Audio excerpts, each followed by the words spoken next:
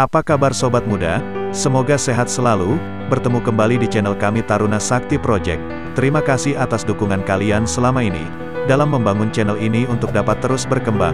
Jangan lupa untuk like, comment, subscribe channel ini.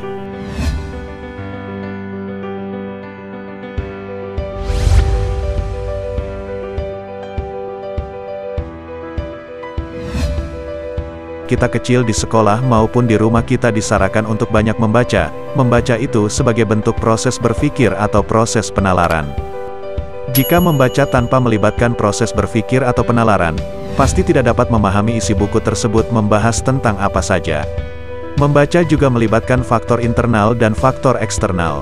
Faktor internal terdiri dari minat, inteligensi, bakat, tujuan membaca dan motivasi. Faktor eksternal pembaca dipengaruhi oleh latar belakang sosial ekonomi, sarana membaca dan tradisi membaca. Namun, perkembangan zaman semakin canggih, begitu pun teknologi. Banyak teknologi-teknologi canggih seperti TV, smartphone, dan lain-lain. Dengan teknologi tersebut membuat pola atau kebiasaan anak zaman sekarang berubah. Yang dulunya banyak sekali peminat membaca dari mulai anak kecil, remaja hingga dewasa sekarang berubah menjadi gemar menonton melalui teknologi yang ada. Riset pun menunjukkan bahwa di Indonesia hanya 10% yang gemar membaca dan itu pun anak-anak berusia di bawah 10 tahun. Selebihnya orang-orang banyak menghabiskan waktunya dengan smartphone untuk berselancar di dunia maya atau untuk mengakses apapun. Banyak sekali kegunaan atau manfaat jika kita gemar atau suka membaca, diantaranya mengurangi kecemasan dan kegundahan, membuat otak berkembang, meningkatkan pengetahuan dan wawasan, menjadi pribadi yang lebih berpikir, sebagai penghibur, meningkatkan daya ingat, membuat menjadi lebih fokus, mempelajari pengalaman orang lain dari buku, menambah kosakata, dan sebagainya. Lalu, risiko apa yang ditanggung oleh orang-orang yang tidak suka membaca? Terjerat dalam ketidaktahuan, orang-orang yang malas membaca sama seperti orang yang tidak suka mencari tahu apapun itu, dan selamanya orang itu tidak akan mengetahui apapun dan terjebak dalam kebodohan.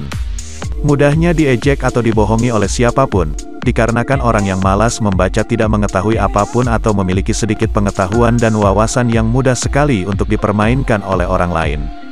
Orang yang malas membaca juga kemungkinan mendapatkan pekerjaan fisik, karena pekerjaan fisik lebih mementingkan fisik daripada ilmu atau pengetahuan, dan tidak bisa mendapatkan pekerjaan yang menggunakan ilmu dan pengetahuan sebab malas membaca dan tidak mempunyai ilmu dan wawasan. Membuat otak tidak berkembang.